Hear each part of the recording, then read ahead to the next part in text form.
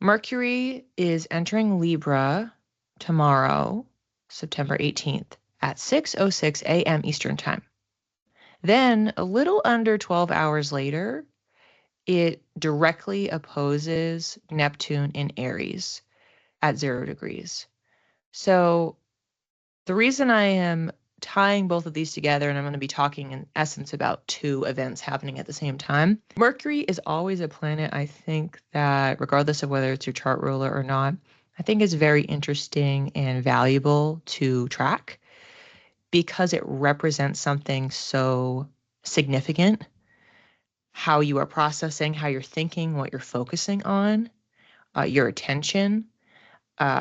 And therefore things that could trigger stress or confusion or miscommunication, etc. So it's such an important area of life. So when something is happening with Mercury, I always like to pay special attention to it, even though, again, it is, it's not quote unquote super significant in my own chart.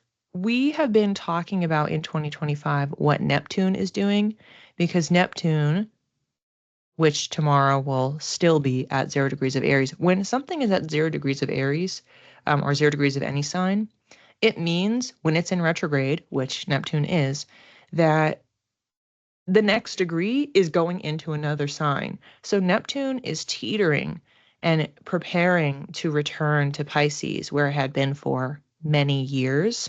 So all of these outer planets, which are on the brink of re-entering their previous sign that they have been in for a while, for the next 6 months, a little less than 6 months, we want to pay attention to what's happening with those planets. So when we have a very important personal planet of Mercury interacting directly in opposition, which those of you that are not familiar with aspects, I talk about those in my level 3 reading. And aspects are the relationship between two celestial bodies. So in your natal chart, you have natal aspects. So based on the snapshot in the sky, how are they placed in relation to each other by degree? So the degree distance is what's determining the type of aspect it is. And then you have something like this, which is, of course, a transiting aspect.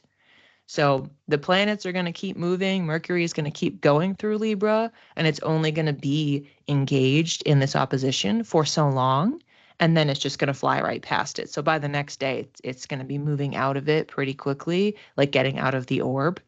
I don't always talk about aspects in these classes, but this is a pretty notable one and one that we want to be aware of because of how it can fundamentally impact us. So I'll back this up a little bit. Mercury represents communication, travel, your mind, thoughts, also technology as well. Libra, where it will be entering in the wee hours of the morning tomorrow, Libra represents balance, peace, justice. Remember, it's the scales is the symbol, and relationships. So it's very people focused. And Mercury will be in Libra from, again, September 18th until October 6th. So typically, when it's moving in direct motion and we don't have any retrograde slowing it down, it's in a sign for around 3 weeks. Historically, for context, just to place this in time, the last time that Mercury was in Libra was September 26th to October 13th of 2024, so pretty similar time frame. You could look back a year ago, and if you have a journal, or you could check your calendar and see what were you thinking about, what were you doing. If you have any sort of record, that could give you a direct preview about what may transpire for you mentally over the next few weeks. We can expect to focus on creating harmony, centering decision-making, because Libra is very much associated with making decisions or having indecision on the low vibrational side, tending to the relationships as relate to the house areas in Libra. So as an example, if you have the 7th house in Libra, then it would be thinking about your relationships that are committed partnerships, versus if it was 4th house, thinking about your family relationships or relationships with your ancestry or culture. So that would be the lens through which this relationship is applied. Now, day 1 of this transit, going into day 2, depending on your time zone, is disrupted, as I mentioned before.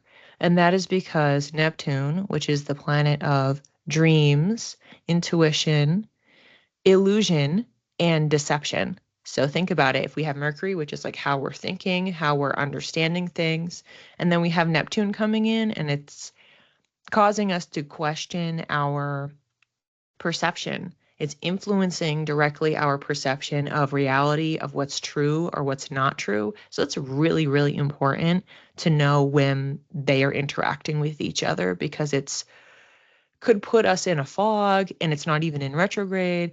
It could completely confuse or disorient us. It could make us really be in self-doubt.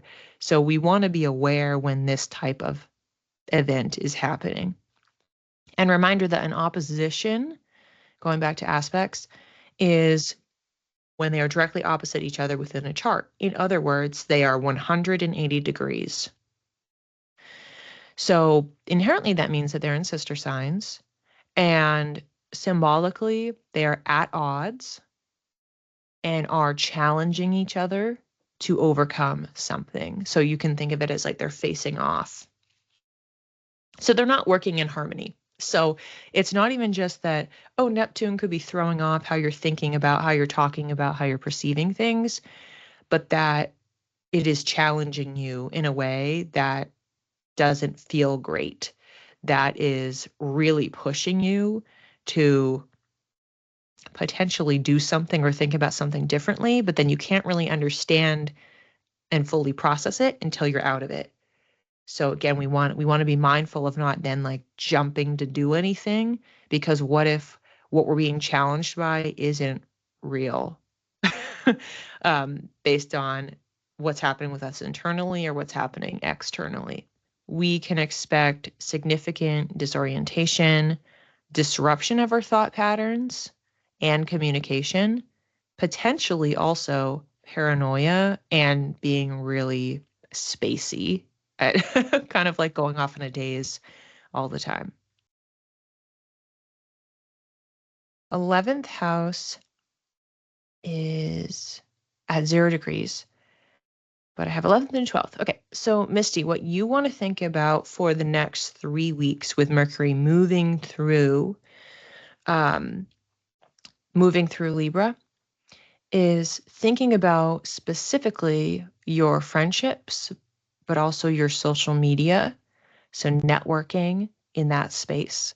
So it doesn't necessarily have to be networking with friends and getting together, or thinking about or talking to friends, or developing relationships with friends, new friendships, but it also could be building out your platform. I know we talked about that before.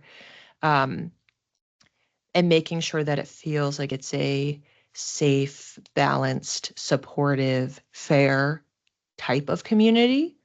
So that's something that you could be thinking about for however much time Mercury is transiting the 11th house in Libra. So this is where if you're using Placidus system and you have more than one, you could also check. So you can use AstroSeek and move the clock on there and figure out what's the day that it reaches the degree point that your 12th house starts in Libra. And that way you can mark it and essentially identify the delineation of when the focus may shift. You can look at it in retrospect, or you can anticipate it if you want to work with the energy. And then when it goes into the 12th house, we're switching to our relationship very much with ourselves, with soul work, with isolation. So in some ways, the opposite. So in community versus being alone. So it is a very hard shift, I would say, between them. So if you want to harness that 11th house piece, however much time you have in there, obviously day 1 is going to be disrupted by Neptune. In theory, but let me know if it's not the case, based on your specific chart. But the opposite house of the 11th house is the 5th house, which has to do with play, expression, creativity, etc. So presumably, but maybe not depending on your Placidus system, but presumably that would be where Neptune is sitting. So you have community building, and then you have like the desire for creativity in building that, but it's being kind of muddled. So that's the thing to be aware of, is like what your output is, or if you're doubting what it is that you're trying to create on your platform or through your networking. So I would be mindful of that, but then it should just clear up once Neptune moves out of that orb. So definitely by the 20th, that might be generous. It'll be moving out of that space. Jackie, 6th house for Libra. So if you are looking at 6th house, this is bringing balance and focusing on the relationship that you have with work, as in how hard you are working, your work ethic, how much you're contributing. Are you doing too much? Are you getting yourself out of balance? Are you hurting your body as a result? It can also be the physical health. So the relationship with how you are taking care of yourself, that's another manifestation of that. Got laid off 6 weeks ago. Yeah, so you could be thinking a lot. This is actually, honestly, a really perfect time. So I don't know where you're at in the job search process. Yes. Yes, I I am well aware. Very terrible job market. It's been like that for going on like 2 years, if not more. It's been pretty bad.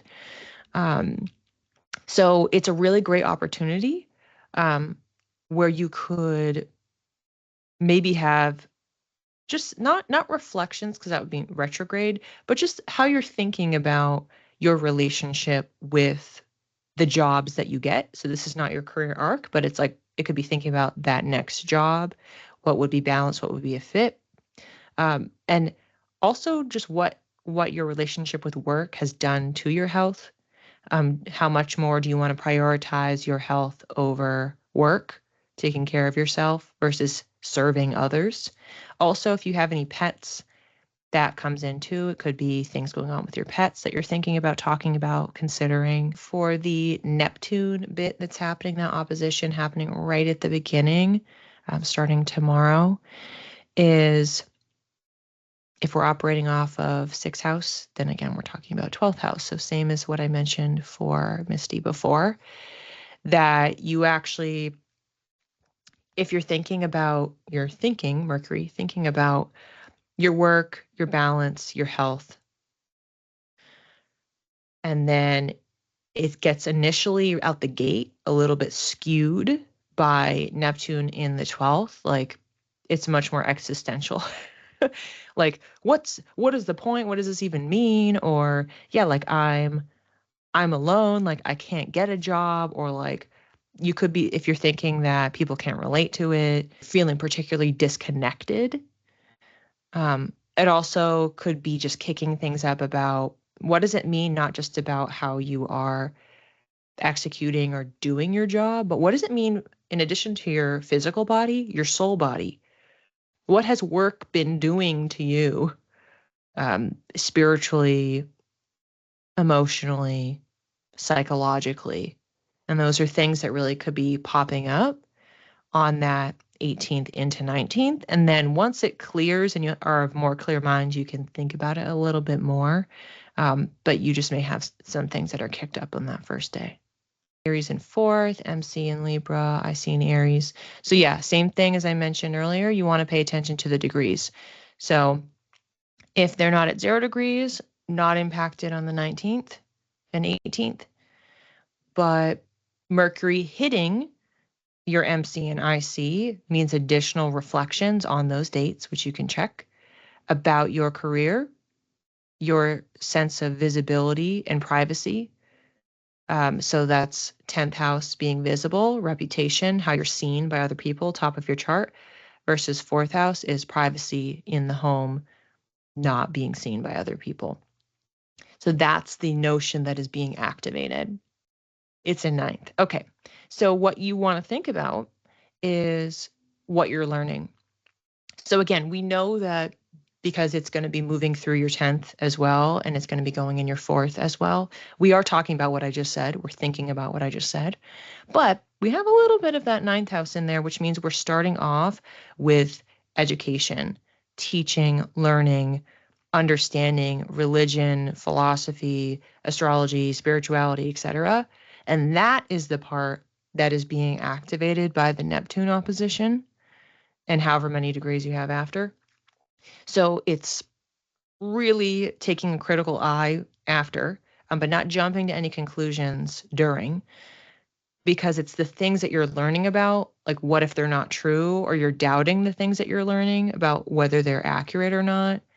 So you'll be able to parse it out after, like once it moves out of that energy, and or depending on how close it is, once it moves into the 10th house, you can reflect more clearly on the things that you learned and whether there's credence to them or not, and how you should be taking that into consideration with what you decide about your career, publicity, reputation. When it moves into the 1st house, that means that what you're thinking about, talking about, really processing the world through this lens is about your identity, your sense of self, your purpose, who you are, what you're doing here, and also it can be your appearance as well. So maybe you're thinking about like how you look, considering like, do you want to change your appearance or something? It's not really a time that typically people do change their appearance. That's more of a Venus transit, which we don't have Venus going into Libra for a little bit longer. It won't be until next month. So you could save that. If you are thinking about maybe changing something about your appearance, that the execution of that could be in October when Venus switches signs. Libra in 7th and 8th house. So 7th house, I mentioned actually in my like tiny example at the beginning. So that is looking at committed partnerships. This can be romantic, this can be business, anything where you sign a contract. So that means that Neptune should be activating this house. Your perception, your understanding, your communication around who you are when you are single versus in a partnership. Who you are as an individual in a partnership. So it could be kicking up some like, is this even working for me? Or if you're single, then it's like, what am I looking for? And there could be something that's kind of messing with you, or again, having you doubt yourself a little bit just for that day. And then you can process things a little bit differently as you move out of that energy. And then when we're talking about the 8th house, when Mercury passes over that line and moves into the 8th house, we're moving from relationships, which of course, again, is very Libra on brand, cares about relationships. But 8th house is money in the sense of shared resources, debt, taxes, also mental health, also transformation, death, and rebirth. It can be literal death, it can be metaphorical death. So lots of topics. It could mean that you're thinking about some really serious, heavy things. You are considering starting over, fundamentally doing things differently. It could also just be a preoccupation with finances that you have with a partner or from family, because it could be inheritance as well. Any sort of payments, anything that you owe.